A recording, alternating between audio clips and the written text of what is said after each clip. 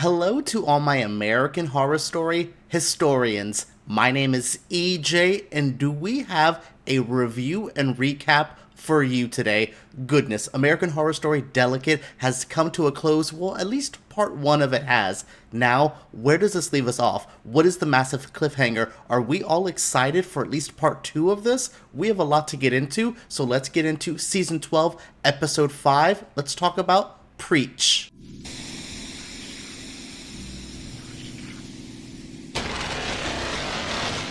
Preech, we are done with part one of Delicate. Where are we at? How are we feeling? What's going on? Who's your favorite actress? What's up with everyone and their bobs being so evil, especially Nicolette and her fuck-ass bob? You got so much! So much! For this fucking bob! Trying people. Me and Nicolette we were gonna fight this episode, and I know she's maybe protecting or harming. I still don't know whose side anyone is on. That's kind of one of my only complaints about part one, is we left off in a strange area. I still don't know who to trust. I still don't know who is good and who is evil. Who is there for Anna? She's a character that at least she had to speak up this episode. She definitely had to defend herself far more than she has before, which I absolutely love. I was tired of 4 episodes of watching her just be so passive and, oh, what's happening to me? My baby. I'm good. I don't care about Anna and her bebe. I just want her to feel like a confident, well-realized character. And by the end of this episode, I actually felt like she was getting advanced more. There's still shenanigans beyond her control, like somebody getting decapitated. What is Siobhan's, issue? What is Nicolette's issue? What's Preech doing? All of these pieces are all, working together, and it's still kind of leaving me a bit confused, a bit flustered, but I like where we're at. I'm having a great time with part 1. I thought this was a really strong start to a season. I wish the strike didn't happen so we could maybe at least got the full season. I feel like they still would have took a break. Something about this, the pacing of it with American Horror Stories coming up, definitely feels like they were always planning a part 1 and part 2. But I just wanted part 1 to be a bit more fulfilling, but I really, really enjoy this ride. I think this is a strong story with strong elements, and it gets me to the point where I actually want to read the book, which I will be doing in between part 1 and part 2. I'm going to do a book recap and review for you all. It will get into slight spoiler territory. I'm warning you all there, when we get to that, that will be a thing. Also, we will be discussing American Horror Stories, all 4 episodes in 4 different reviews that will be coming out across that kind of weekend that it's there. I think it's like the 26th it debuts, and we will get into all the episodes throughout that weekend. I cannot wait for Horror Stories. I cannot wait to get into the whole recap of this episode. I really thought this was a strong part 1 finale. I'm still craving more, but that's good, other than me being like, oh god, I can't wait for this to end. I want more. And that is a good, strong sign that this season is actually not that bad. The episode begins and we are in another flashback, though we're not in a different century. We're just in the 80s when we're seeing Preecher deal with very similar situation to what Anna's dealing with. We understand where Preecher was a bit more when she has her dinner with Dexter's mother. Cannot believe we are dealing with more Dexter's mom. She'll probably be a bigger figure in part 2. We'll figure out who the mysterious Dexter's dad is. If it's Dr. Hill, I'm going to scream. Oh my goodness. One of y'all said it in my comments a couple weeks ago. I would be amazed. So we get the Preecher backstory. Cool, she kind of dealt with something similar. Someone came up to her, offered her a baby and fame, and she was a model and sold her bags to Marc Jacobs. There was a lot here, there was a lot with the Preecher backstory, but it was a good start. It was a good, it kind of kept me going, and it was a strong opener, much like last weekend's a now iconic, I think, opener. This was not as strong, not as iconic, but it was a pretty decent, start to the episode. We instantly jump straight to dealing with Dexter and his mom walking on the beach.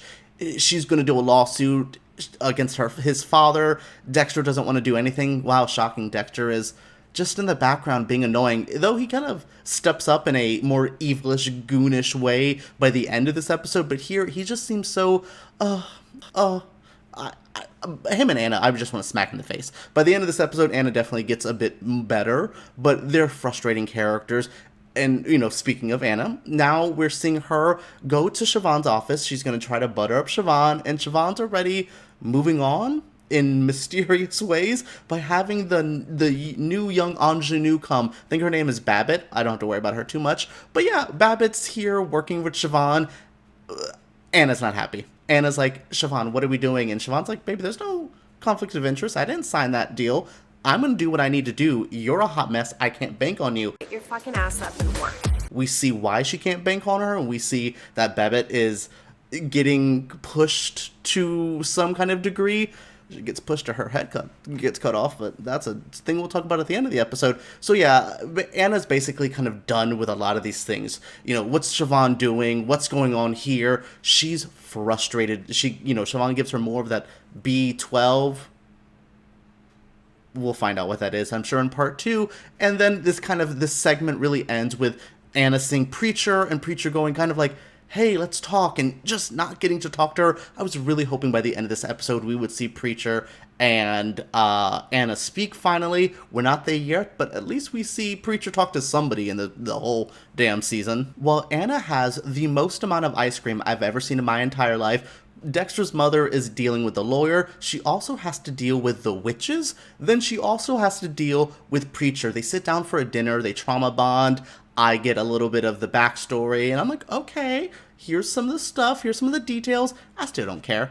But we do find out more of Preecher trying to watch out for the family. We're seeing the old wife was maybe one of these evil witches and defected once she met Dexter. What does that mean?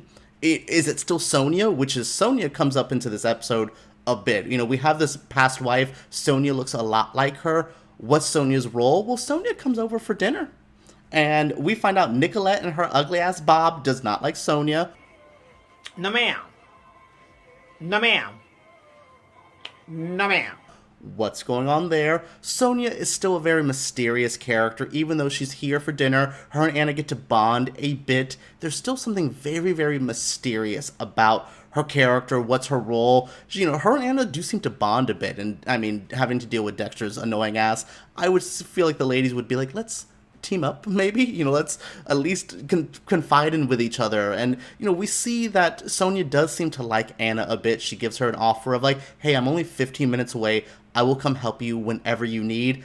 And I felt like Anna actually found someone to maybe possibly trust.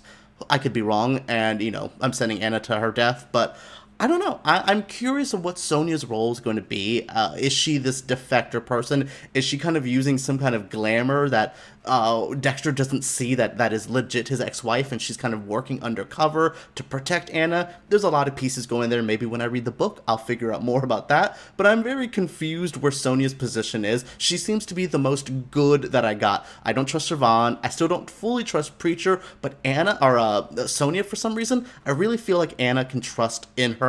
And I don't know, I could be really bad at reading characters. I'm not that great sometimes. One of the more curious details here was Anna describing that she's having a lot of pain. She's almost bedridden. Dr. Hill comes up to the Hamptons, basically ignores all her pain, gives her the strangest recommendations. Well, here's the yoga, blah, blah, blah. She goes to try to unwind. She's having a shower. Maybe the witches attack her. She finds another one of her old dolls being very voodoo-ish with her hair ripped out. And then she also gets sent to a pelvic massage, which turns out to not be good at all. She has to yell at the lady, "Get your fingers out of me," which stands as one of the best lines I've heard this season as well. Kim K usually gets the juicy lines, but as Emma Roberts is getting more bitchier and more standing up for herself, I'm like, there we go. There's Anna actually giving me lines I care about. Also, on the flip side of this, Siobhan is having dinner with Hamish, the director dude. Still very mysterious. Seems to be she walked over with a script that was never going to be well, with an actress that never was going to do well, and somehow, some way, the script is now being pushed to the Golden Globes. We have, of 11 nominations, which is wild. I mean, the Globes. The Hollywood Foreign Press can't nominate a damn good movie in forever, so fine. But yeah, it's mysterious. What is her role? Why is she here? Why did she provide this script? Did she witchcraft everybody with a really bad script that we're all just kind of reviewing this movie nicely? It feels like it happens. I saw Oppenheimer this year. Some of y'all were really praising that, and I don't see the praise. But anyways, this is just a very curious case with Siobhan's character, but this does lead us to the end where Siobhan makes a crazy phone call, and also we see Anna stand up for herself finally. While I thought the pelvic massage scene was almost kind of pointless by the end of it. It did lead Anna to kind of confront Dexter. She's done. She yells at him. She gets into his face. He snaps at her a bit too, and I'm like, well, finally, you both of you grew some balls. I'm not particularly pro Dexter, but I'm glad to see his character actually have some oomph. If he's gonna be evil, let him be evil. A passive, weak, nothing husband to me is worse than him actually having something to do, something evil. If he's just purely here and just dumb and clueless, I would be upset. But this moment really sent me down a path with him. I'm like, ooh, I don't like him, but there's more layers to his character. I wanted to see her anger level. Same thing with Anna. She definitely got to be a bit more fleshed out here. She's done with him. She goes down to the basement to deal with all the creepy shit, finds more dolls, also finds out that she lost the Golden Globe to Babbitt. Whatever, that girl, 21-year-old ingenue, wins the Golden Globe. Oh God, is this the end of her career? Well, you know, Siobhan calls and says, hey, I know what just happened. I'm upset too, but let's do something. Are you willing to do whatever I say you're gonna do? And Anna says, yes, I want this award more than I want this baby. Let's get some shit going. She gets kind of attacked maybe in the night and wakes up to find out that that girl has died. Babette has lost her head. Off with it. Goodbye. In a car crash. Sure, it was a car crash. Sure.